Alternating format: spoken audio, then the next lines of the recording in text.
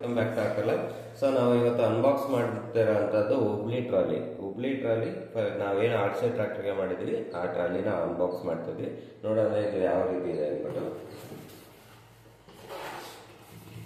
So ನೋಡಿ, ಇದು Hubli trolley. So ಇದು ಒರಿಜಿನಲ್ ಏನಿದೆ ಅದೇ ರೀತಿ ಡಿಸೈನ್ ಮಾಡಿದ್ವಿ, ಅದೇ ರೀತಿ ಒರಿಜಿನಲ್ನ ರಿಟೈನ್ ಮಾಡಿದ್ವಿ. ಸೊ ಇದರಲ್ಲಿ ನೀವು ನೋಡ್ಬೋದು number plate with indicators, back ಇನ್ನೊಂದು ಟ್ರಾಲಿ ಕನೆಕ್ಟ್ ಮಾಡೋಕ್ಕೆ ಹುಕ್ಕು, ಮತ್ತು ಹೈಡ್ರಾಲಿಕ್ ಲಿಫ್ಟು ಮತ್ತು ಸ್ಟ್ಯಾಂಡ್. ಅದಾದಮೇಲೆ ಟೂಲ್ ಬಾಕ್ಸು ಕೂಡ ಒರಿಜಿನಲ್ ಹಾಗೆ ರಿಟೈನ್ ಮಾಡಿದ್ದೀವಿ. ಅದಾದಮೇಲೆ ನೀವು ಒರಿಜಿನಲಲ್ಲಿ ಯಾವ ರೀತಿ ಡೋರ್ಸ್ನ ಓಪನ್ ಮಾಡ್ಬೋದು ಅದೇ ರೀತಿ ಇದರಲ್ಲೂ ಕೂಡ ಡೋರ್ಸ್ಗಳನ್ನ ಓಪನ್ ಮಾಡ್ಬೋದು. ಸೊ ನಾನು ಎಲ್ಲ ಡೋರ್ನ ಓಪನ್ ಮಾಡಿ ತೋರಿಸ್ತಾ ಇದ್ದೀನಿ.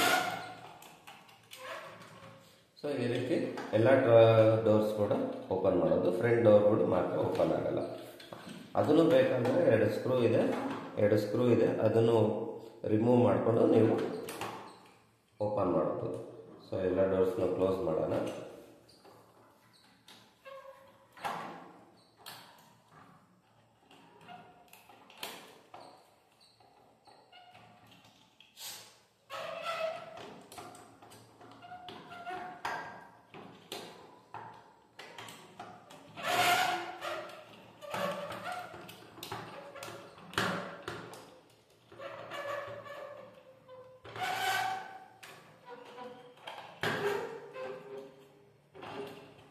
ಸೊ ಎಲ್ಲ ಡೋರ್ಸು ಕ್ಲೋಸ್ ಆಯಿತು.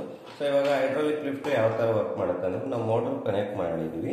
ಸೊ ಮೋಟ್ರಿಗೆ ಪ್ಲಸ್ಸು ಮೈನಸ್ಸು ನೀವು ರಿವರ್ಸ್ ಫಂಕ್ಷನ್ನು ಮತ್ತು ಫಾರ್ವರ್ಡ್ ಫಂಕ್ಷನ್ ಕೊಟ್ಟರೆ ಮೋಟ್ರು ಅಪ್ಪು ಡೌನ್ ಆಗುತ್ತೆ. ಸೊ ಇದಕ್ಕೆ ನಮ್ಮ ಟ್ರ್ಯಾಕ್ಟರ್ನ ಕನೆಕ್ಟ್ ಮಾಡಿ ತೋರಿಸ್ತೀನಿ ಯಾವ ರೀತಿ ಕನೆಕ್ಟ್ ಆಗುತ್ತೆ ಅಂತ.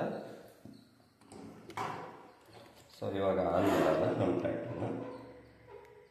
ಸೊ ನಾನು ನೋಡಿ ಟ್ರ್ಯಾಕ್ಟರ್ಗೆ ಕೊಡ್ತಿರೋಂಥ ಕೇಬಲ್ನ ಕನೆಕ್ಟ್ ಮಾಡ್ತಿದ್ದೀನಿ. ಈಗ ಆನ್ ಮಾಡಿದ್ದೀನಿ. ಸೊ ನೀವು ಟ್ರಾಲಿ ಮಾತ್ರ ಅಬ್ಸರ್ವ್ ಮಾಡಿ. ಸೊ ನಮ್ಮ ರಿಮೋಟಿಂದ ನಾವು ಟ್ರಾಲಿಯನ್ನು ಅಪ್ ಮಾಡ್ತೀವಿ. ಸೊ ನೋಡಿ, ಈ ರೀತಿ ನಮ್ಮ RC ಟ್ರ್ಯಾಕ್ಟರ್ ಟ್ರಾಲಿ ವರ್ಕ್ ಆಗುತ್ತೆ.